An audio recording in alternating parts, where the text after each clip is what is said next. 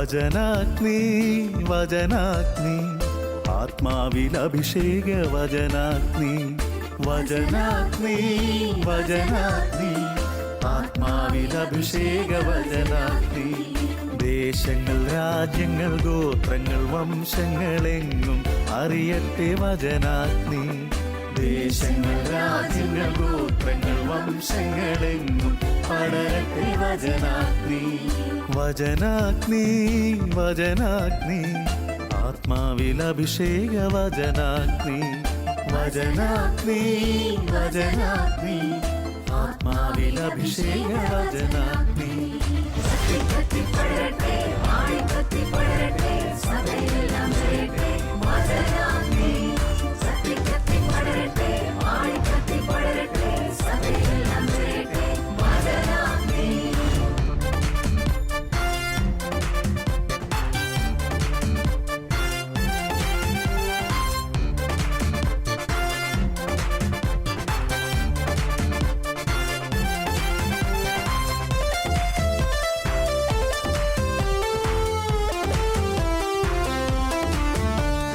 അഗ്നി അയക്കുന്ന തിരുവചനം അത്ഭുതങ്ങൾ ഉളവാക്കും വചനം അഗ്നി അയക്കുന്ന തിരുവചനം അത്ഭുതങ്ങൾ ഉളവാക്കും വചനം വിശ്വാസമേകുന്ന തിരുവചനം മാംസമായി തീർന്നൊരു ദൈവവചനം വിശ്വാസമേകുന്ന തിരുവചനം മാംസമായി തീർന്നൊരു ദൈവവചനം വചനാഗ്നി വചനാഗ്നി ആത്മാവിൽ അഭിഷേക വചനാഗ്നി വചനാഗ്നി വചനാഗ്നി ആത്മാവിൽ അഭിഷേക വചനാഗ്നി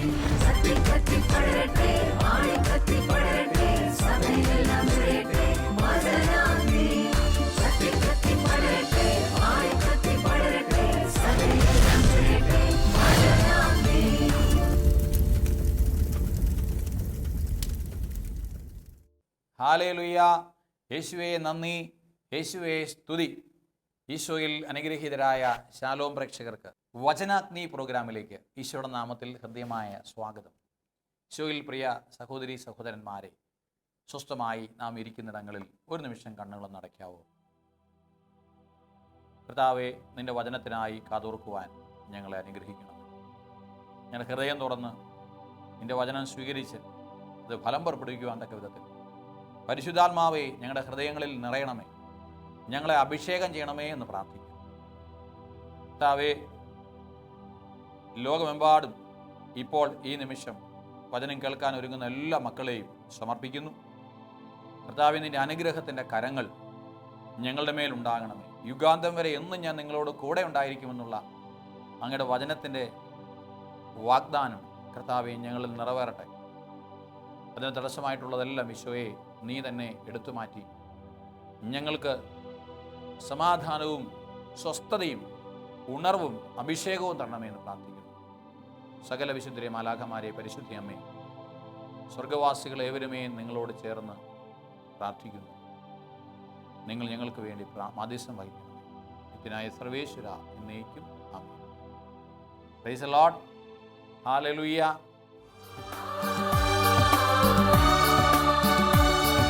വചനത്തിന്റെ വിത്ത് വിതയ്ക്കാൻ പോകാം, സ്നേഹത്തിന്റെ കതിരുകൾ കൊയ്യാൻ പോകാം. വചനത്തിന്റെ വിത്ത് വിതയ്ക്കാൻ പോകാം, സ്നേഹത്തിന്റെ കതിരുകൾ കൊയ്യാൻ പോകാം.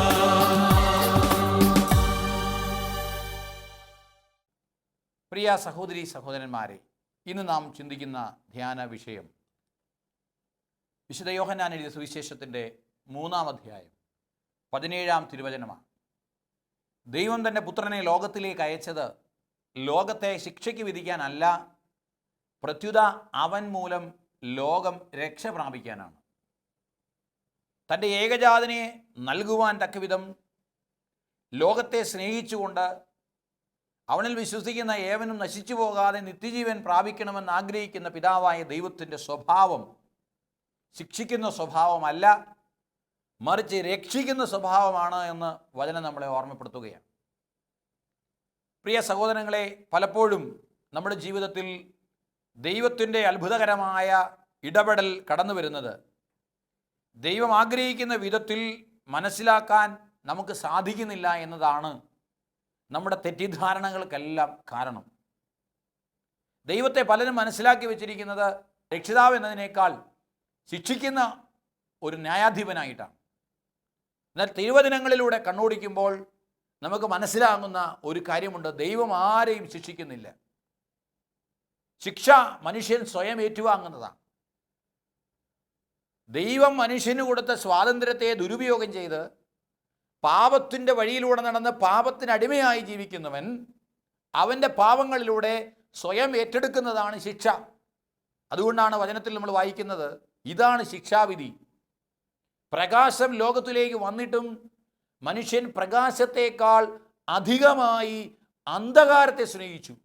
അന്ധകാരത്തെ സ്നേഹിക്കുന്ന മനുഷ്യൻ്റെ ജീവിതത്തിലേക്ക് അന്ധകാരം കൊടുക്കുന്ന സമ്മാനമാണ് ശിക്ഷ എന്നത്, അല്ലാതെ ദൈവം നൽകുന്നതല്ല.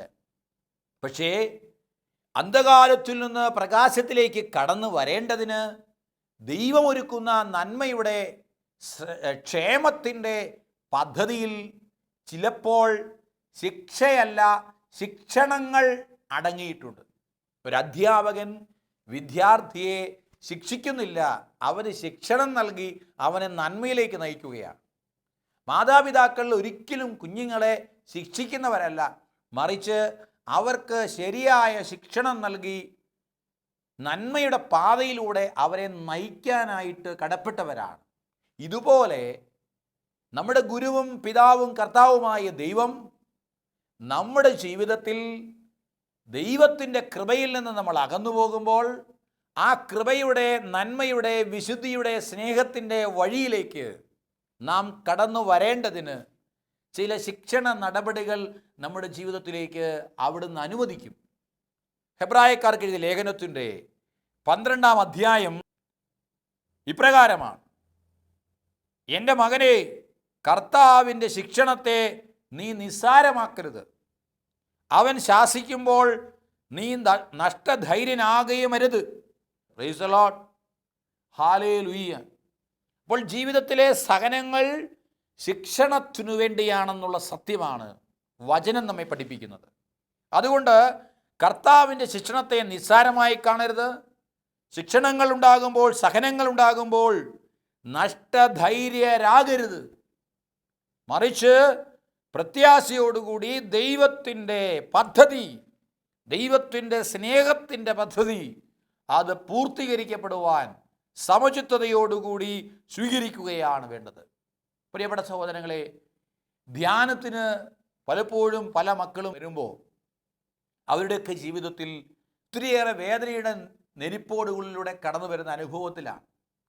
ഒരുപക്ഷെ ആ ധ്യാനത്തിന് വരാനുള്ള കാരണവും ഇങ്ങനെയുള്ള സാഹചര്യങ്ങൾ വന്നതുകൊണ്ടാണ്. ഒരിക്കൽ കിഡ്നി സംബന്ധമായ ഒരു രോഗം ബാധിച്ച് കിഡ്നി ട്രാൻസ്പ്ലാന്റ് ചെയ്യാതെ ഇനി രക്ഷയില്ല എന്ന് ഡോക്ടർമാർ നിശ്ചയിച്ച ഒരു മകൻ തുവാനിസായിൽ നടക്കുന്ന പരിശുദ്ധാത്മ അഭിഷേക ധ്യാനത്തിൽ പങ്കെടുക്കാനായിട്ട് വന്നു. ഈ മകൻ ഏറെ വേദനയോടെയാണ് വന്നത്.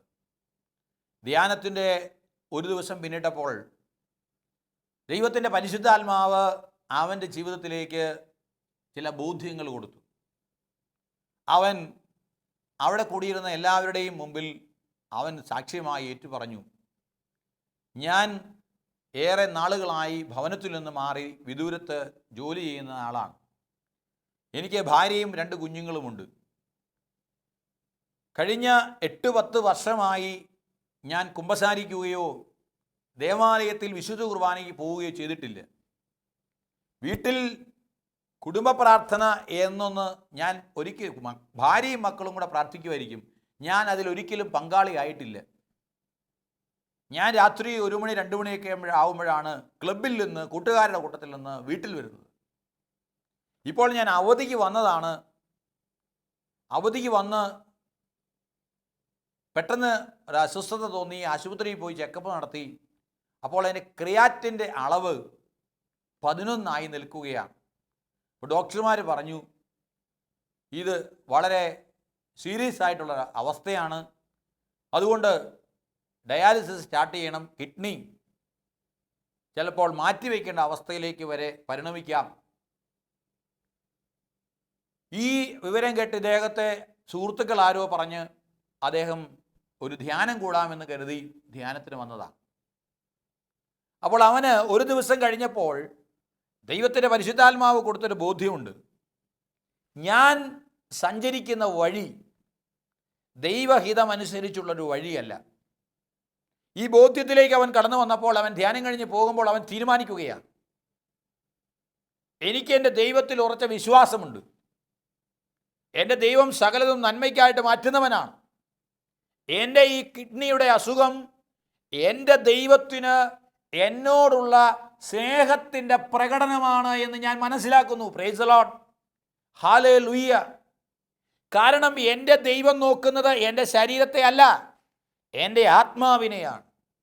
പ്രാർത്ഥനയില്ലാത്ത, കൂദാശ ജീവിതമില്ലാത്ത എൻ്റെ ആത്മാവ് നശിച്ചു പോകാതിരിക്കാൻ എൻ്റെ ദൈവം എൻ്റെ ശരീരത്തിൽ അനുവദിച്ചു തന്ന ഈ രോഗം, ഈ സഹനം ദൈവത്തിൻ്റെ ഒരു ശിക്ഷണ നടപടിയാണ് എന്ന് മനസ്സിലാക്കാൻ അവന് കഴിഞ്ഞു.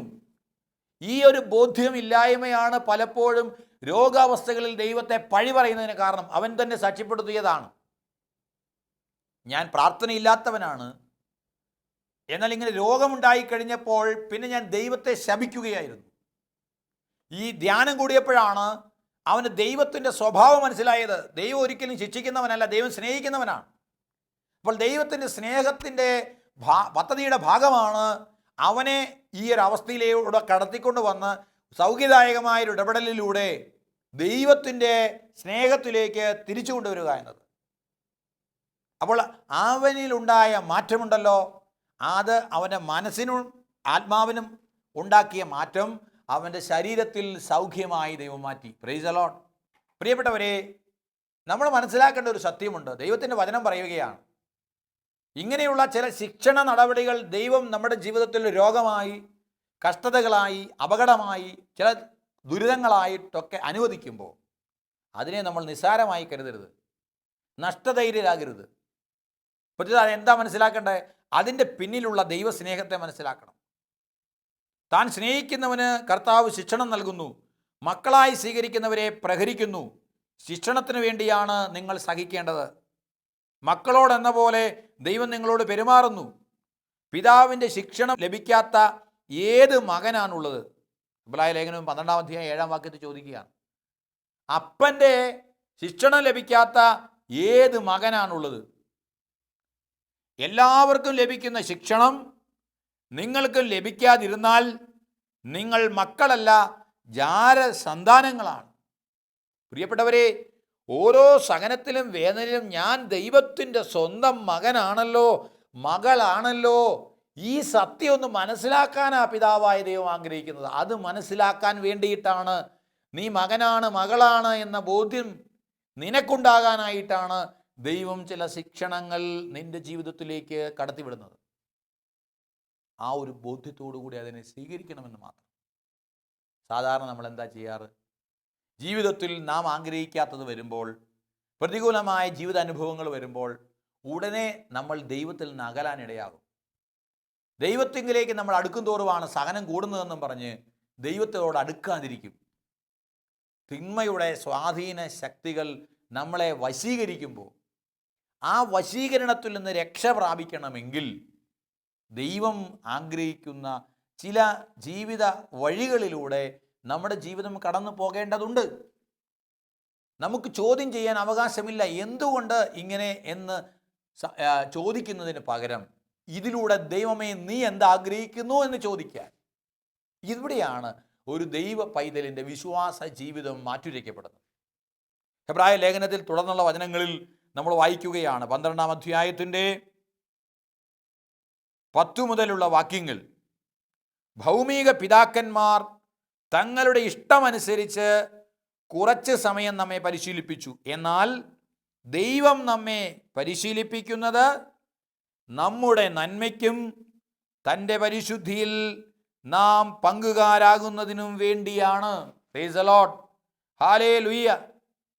പ്രിയപ്പെട്ടവരെ, ഈ വചനത്തിൻ്റെ വലിയൊരു ബോധ്യം ഇപ്പോൾ ഈ നിമിഷം നമ്മുടെ ഹൃദയങ്ങളിലേക്ക് നിറഞ്ഞാൽ നമ്മുടെ ജീവിതത്തിലെ സഹനങ്ങളിലും രോഗങ്ങളിലും ദുരിതങ്ങളിലും ഒന്നും ദൈവത്തെ പഴിക്കുന്നവരായി, ദൈവത്തിൻ്റെ ശിക്ഷയാണ് എന്ന് വ്യാഖ്യാനിക്കുന്നവരായി നമ്മൾ മാറില്ല. ഇത് ദൈവത്തിൻ്റെ വചനം നമ്മളോട് പറയുകയാണ്. എന്തിനു വേണ്ടിയിട്ടാണ് ദൈവം നമ്മെ പരിശീലിപ്പിക്കുന്നത്? വേദനകളും കുരിശുകളും നിറഞ്ഞ തൻ്റെ വഴിയിലൂടെ നടക്കാൻ കർത്താവ് നമ്മളെ പരിശീലിപ്പിക്കുകയാണ്. ഈ പരിശീലനം 2 ലക്ഷ്യങ്ങൾക്ക് വേണ്ടിയാണ്. ഒന്ന്, നമ്മുടെ നന്മയ്ക്ക് വേണ്ടി. 2, നമ്മളെ ദൈവത്തിൻ്റെ വിശുദ്ധിയിൽ പങ്കാളികളാക്കുന്നതിന് വേണ്ടി. ഈ വചനം ശ്രവിക്കുന്ന പ്രിയപ്പെട്ട ദൈവമക്കളെ, നിങ്ങളുടെ ജീവിതത്തിൽ കഴിഞ്ഞ കാലങ്ങളിൽ അനുഭവിച്ചിട്ടുള്ള വേദനകളുടെ, സഹനങ്ങളുടെ ജീവിത അനുഭവങ്ങളിലേക്കൊന്ന് തിരിഞ്ഞു നോക്കിയിട്ട് ഈ വചനത്തിലൂടെ മറുപടി പറയാൻ ശ്രമിക്കണം. നിങ്ങളുടെ ജീവിതത്തിൽ സംഭവിച്ചത് ദൈവം നിങ്ങളുടെ നന്മയ്ക്കായിട്ട് മാറ്റിയ അനുഭവം നിങ്ങൾക്കുണ്ടോ? ദൈവത്തോട് നിങ്ങൾ ചേർന്ന് നിന്നു എങ്കിൽ തീർച്ചയായും സംശയമെന്നേ പറയാൻ കഴിയും, ഇത് ദൈവം എൻ്റെ ജീവിതത്തിൽ നന്മയ്ക്കായിട്ട് മാറ്റിയെന്ന്. ഒരുപക്ഷെ വിവാഹം നടക്കാൻ താമസിച്ചതാകാം, ജോലിയില്ലാതെ അലഞ്ഞതാകാം, കുടുംബത്തിനുണ്ടായ ചെറിയ അസ്വസ്ഥതകളാകാം, ചില രോഗപീഠകളാകാം, ചില പരാജയങ്ങളാകാം. ദൈവത്തിൻ്റെ വഴി കണ്ടെത്താൻ, ദൈവത്തിൻ്റെ പദ്ധതി എന്ത് എന്ന് മനസ്സിലാക്കാൻ ദൈവം ഒരുക്കിയ ചില സൂചനകളായിരുന്നു, ചില ശിക്ഷണ നടപടികളായിരുന്നു, ദൈവത്തിങ്കിലേക്ക് വരാനുള്ള ചൂണ്ടുപലകയായിരുന്നു ഈ സഹനത്തിൻ്റെ അനുഭവമെന്ന് നിങ്ങൾക്ക് തിരിച്ചറിയാൻ കഴിയും. രണ്ടാമതായി, അതിലൂടെ നാം അറിയാതെ നമ്മിൽ ഒരു വിശുദ്ധീകരണം നടന്നിട്ടുണ്ട്. കാരണം സഹനത്തിലൂടെയാണ് വിശുദ്ധീകരണം ദൈവം തൻ്റെ പുത്രൻ വഴി നടത്തിയത്. അപ്പോൾ ആ സഹനത്തിൽ നമ്മൾ പങ്കാളികളാകുമ്പോൾ പ്രിയപ്പെട്ടവരെ, ദൈവത്തിൻ്റെ വിശുദ്ധിയിലേക്ക് നമ്മളെ ദൈവം ചേർക്കുകയാണ്. രക്തസാക്ഷികൾ ദൈവത്തിൻ്റെ വിശുദ്ധിയിൽ പങ്കാളികൾ, രക്തം ചിന്തിയാണ് പങ്കാളികളായതെങ്കിൽ നമ്മുടെ ജീവിതത്തിലെ കൊച്ചു അനുഭവങ്ങളിലൂടെ ദൈവത്തിൻ്റെ പരിശുദ്ധിയിൽ നാം പങ്കുകാരാകുന്നതിന് ദൈവം ഇടവരുത്തി. ഈ ബോധ്യം നമ്മളിൽ ഉണ്ടാവട്ടെ. വീണ്ടും വചനം പറയുകയാണ്, എല്ലാ ശിക്ഷണവും സന്തോഷപ്രദം എന്നതിനേക്കാൾ വേദനാജനകമായി തൽക്കാലത്തേക്ക് തോന്നുന്നു. ഇത് സത്യമാണ്. സന്തോഷിക്കാൻ നമുക്ക് പറ്റുന്നതല്ല നമ്മുടെ ജീവിതത്തിലെ ശിക്ഷണങ്ങൾ. ചിന്തിക്കുമ്പോൾ ഉത്തരം കിട്ടാത്തതുമാണ്. എന്നാൽ അത് വേദനാജനകമായി തൽക്കാലത്തേക്ക് തോന്നുന്നു എന്നാണ് വചനം പറയുന്നത്. താൽക്കാലികമാണത്, അത് നിലനിൽക്കുന്നതല്ല, തൽക്കാലത്തേക്ക് മാത്രം തോന്നുന്നതാണ് ഈ വേദന. ഇലകൊഴിയും കാലങ്ങൾക്കപ്പുറം തളിരടിയും കാലമുണ്ടതോർക്കണം, കവിളിലൂടൊഴുകുന്ന കണ്ണീരിനപ്പുറം പുഞ്ചിരിയുണ്ടെന്നതും ഓർക്കണം. നമ്മളൊക്കെ ദേവാലയങ്ങളിൽ ഈ ഗാനം ആലപിക്കാറുണ്ട്, അത് ശ്രവിക്കാറുണ്ട്. പ്രത്യാശയോടെ വിശ്വാസത്തോടെ നീ ദൈവത്തെ നോക്കിയാൽ ഉത്തരം നൽകുമെന്നറിഞ്ഞിടണം. അപ്പോൾ ജീവിതത്തിൻ്റെ തൽക്കാലത്തേക്കുള്ള ഈ വേദനയുടെ, കണ്ണുനീരിൻ്റെ, ഇല കൊഴിയുന്ന അനുഭവങ്ങളിലൂടെ കടന്നു പോകുമ്പോൾ പ്രിയപ്പെട്ട ദൈവമക്കളെ, ദൈവത്തിങ്കലേക്ക് മിഴികൾ ഉയർത്തുവിൻ. സ്വർഗത്തിലേക്ക് നിങ്ങൾ നോക്കുവിൻ, ദൈവത്തിങ്കലേക്ക്, ദൈവത്തിൻ്റെ പദ്ധതിയിലേക്ക് നോക്കുവിൻ. അവിടെയാണ് ദൈവത്തിൻ്റെ മഹത്വം ദർശിക്കാൻ കഴിയുക. എന്നാൽ അതിൽ പരിശീലിപ്പിക്കപ്പെടുന്നവർക്ക് കാലാന്തരത്തിൽ നീതിയുടെ സമാധാനപൂർവകമായ ഫലം ലഭിക്കുന്നു. അപ്പോൾ ഈ സഹനത്തിൽ, വേദനകളിൽ, ശിക്ഷണങ്ങളിൽ, പരിശീലനത്തിൽ പങ്കാളികളാകുന്ന, അതിൽ പരിശീലിപ്പിക്കപ്പെടുന്ന വ്യക്തികൾക്ക് തൽക്കാലത്തേക്കുള്ള വേദനയ്ക്കപ്പുറത്തേക്ക് നീതിയുടെ സമാധാനപൂർവമായ ഫലം ലഭ്യമാവുന്നു എന്നാണ് വചനം പറയുന്നത്. ഈ സമാധാനപൂർവമായ ഫലം ലഭ്യമാകുന്നതിന് പ്രിയപ്പെട്ടവരെ, ശിക്ഷണത്തിൽ ദൈവത്തിൻ്റെ കൂടെ നിൽക്കണം. ദൈവമേ, ഇതാ ഞാൻ, എന്നിൽ എവിടെയാണ് നീ മാറ്റം വരുത്താൻ ആഗ്രഹിക്കുന്നത്? ഞാൻ നേരത്തെ സൂചിപ്പിച്ച സഹോദരൻ അവൻ്റെ കുടുംബ പ്രാർത്ഥനയില്ലായ്മ, കൂദാശ ജീവിതത്തിൽ നിന്നുള്ള അകൽച്ച, അവൻ്റേതായ ചില സ്വഭാവ വൈകൃതങ്ങൾ, ചില ദുശീലങ്ങൾ, ഇത് കണ്ടെത്താനായിട്ട് അവൻ്റെ രോഗം കാരണമായി. കാരണം ദൈവത്തിങ്കിലേക്കൊന്ന് നോക്കാൻ ദൈവം ഒരു അവസരം കൊടുത്തു എന്നതാണ് സത്യം. ഇത് നമ്മുടെ ഒക്കെ ജീവിതത്തിൽ ദൈവം തരുന്നൊരു അവസരമാണ്. പക്ഷെ പലപ്പോഴും പലർക്കും ഈ അവസരത്തെ പ്രയോജനപ്പെടുത്താനാവുന്നില്ല എന്നതാണ് ഏറെ ദുഃഖകരം. ഇങ്ങനെയുള്ള അവസരങ്ങളിൽ ദൈവത്തിൻ്റെ ശിക്ഷയായി കണ്ട് ദൈവത്തെ പഴി പറഞ്ഞു പോകുമ്പോൾ യഥാർത്ഥ ശിക്ഷ നൽകുന്ന പിശാചിൻ്റെ അടിമത്തത്തിലേക്ക് നമ്മൾ നീങ്ങുകയാണ്. അതുകൊണ്ടാണ് പ്രിയപ്പെട്ടവരെ, പിശാച് നമ്മളെ നോക്കി നിൽക്കുകയാണ്.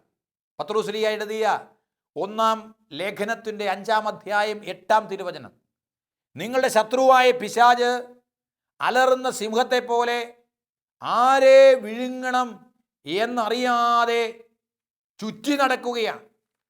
ആരെ വിഴുങ്ങണമെന്നറിയാതെ ചുറ്റി നടക്കുന്ന പിശാചിൻ്റെ ഈ വരവ്, പ്രത്യേകിച്ച് അല്പസമയത്തേക്കുള്ള വേദനാജനകമായ ശിക്ഷണങ്ങളിലൂടെ കടന്നു പോകുന്ന വ്യക്തികൾക്ക് ചിലപ്പോൾ മനസ്സിലാക്കാൻ പറ്റിയെന്ന് വരില്ല. അതുകൊണ്ട് വചനം പറയുകയാണ്, പത്രോസ്ലീഹ പറയുകയാണ്, ഇങ്ങനെയുള്ള ശിക്ഷണങ്ങൾ നിങ്ങൾക്ക് ദൈവം അനുവദിക്കുമ്പോൾ ദൈവം എന്താണോ ആഗ്രഹിക്കുന്നതെന്ന് മനസ്സിലാക്കണമെങ്കിൽ 1 പത്രോസ് 5:9 നമ്മൾ വായിക്കുന്നു, വിശ്വാസത്തിൽ ഉറച്ചു നിന്നുകൊണ്ട് നിങ്ങൾ അവനെ എതിർക്കുവിൻ. അപ്പോൾ ഇങ്ങനെയുള്ള അവസ്ഥയിൽ ദൈവത്തിൻ്റെ വചനം നമ്മോട് പറയുകയാണ്, വിശ്വാസത്തിൽ ഉറച്ചു നിന്നുകൊണ്ട് അവനെ എതിർക്കണം. ലോകമെങ്ങുമുള്ള നിങ്ങളുടെ സഹോദരിൽ നിന്ന് ഇതേ സഹനം തന്നെ ആവശ്യപ്പെട്ടിരിക്കുന്നു എന്ന് അറിയുകയും ചെയ്യുവിൻ. തൻ്റെ നിത്യമഹത്വത്തിലേക്ക് ക്രിസ്തുവിൽ നിങ്ങളെ വിളിച്ചിരിക്കുന്ന അനുഗ്രഹദാതാവായ ദൈവം നിങ്ങളെ അല്പകാലത്തെ സഹനത്തിന് ശേഷം പൂർണ്ണരാക്കുകയും സ്ഥിരീകരിക്കുകയും ശക്തരാക്കുകയും ചെയ്യും. ആധിപത്യം എന്നും എന്നേക്കും അവൻ്റെതായിരിക്കട്ടെ. Amen. Praise the Lord. Hallelujah, hallelujah. പ്രിയപ്പെട്ട സഹോദരീ സഹോദരന്മാരെ, ഈ വചനം നമ്മുടെ ജീവിതത്തിലെ സ്പർശിക്കട്ടെ. ദൈവത്തിൻ്റെ മഹത്വത്തിലേക്ക് ക്രിസ്തു നമ്മളെ ക്രിസ്തുവിലൂടെ ദൈവം വിളിച്ചിരിക്കുകയാണ്. അല്പകാലത്തെ സഹനത്തിന് ശേഷം പൂർണ്ണരാക്കുകയും സ്ഥിരീകരിക്കുകയും ശക്തരാക്കുകയും ചെയ്യുന്ന ഒരനുഭവം നമ്മുടെ ജീവിതത്തിൽ ഉണ്ടാകാൻ വേണ്ടിയിട്ടാണ്, പൂർണ്ണതയിലേക്കും സ്ഥിരീകരണത്തിലേക്കും ശക്തിയിലേക്കും നമ്മുടെ ജീവിതം ആനയിക്കാൻ വേണ്ടിയിട്ടാണ് ചില സഹനങ്ങൾ ദൈവം അനുവദിച്ചു തരുന്നത്. ഈ ഒരു ബോധ്യം ജനിക്കാൻ പ്രിയപ്പെട്ടവരെ ഈ വചന ശുശ്രൂഷ കാരണമാക്കട്ടെ. നമ്മുടെ ജീവിതത്തിൽ ദൈവം അനുവദിച്ചു തരുന്ന ദൈവിക പദ്ധതിയോട് ചേർന്ന് സഹകരിച്ച് മുന്നോട്ട് പോകാൻ, അതിൻ്റെ പിന്നിലെ ദൈവത്തിൻ്റെ സ്നേഹം മനസ്സിലാക്കാൻ, അഭിഷേകത്തിൻ്റെ ആത്മാവ് നമ്മുടെ ഓരോരുത്തരുടെയും മേൽ നിറയുവാൻ നമുക്കൊരു നിമിഷം പ്രാർത്ഥിക്കാം.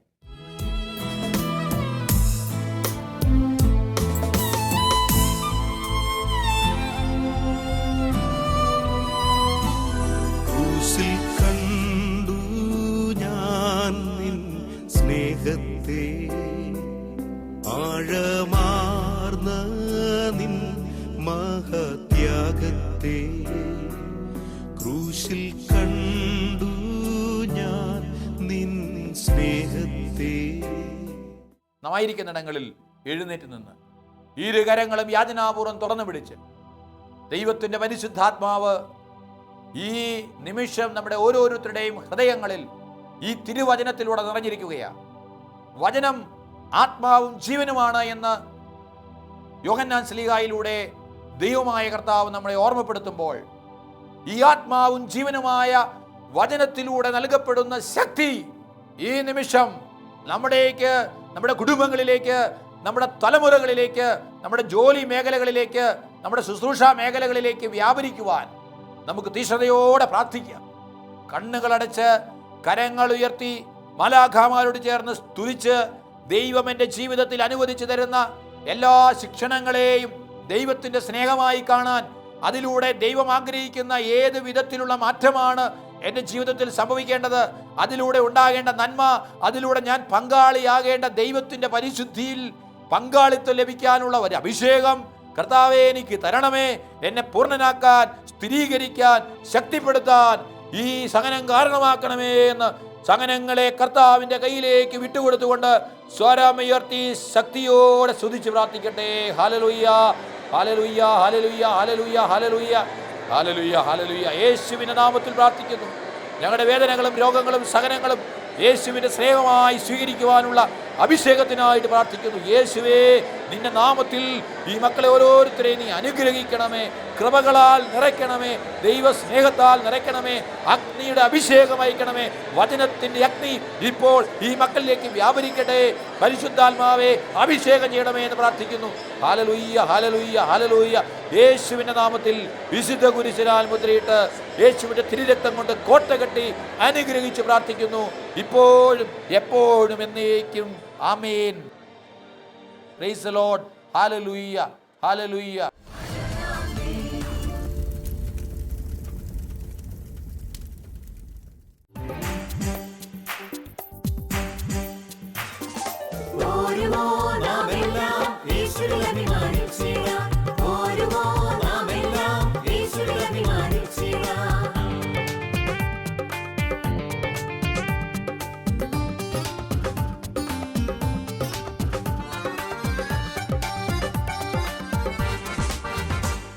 നമ്മുടെ നാഥൻ ഒലിവമലയിൽ അന്ന് നൽകിയ മിഷൻ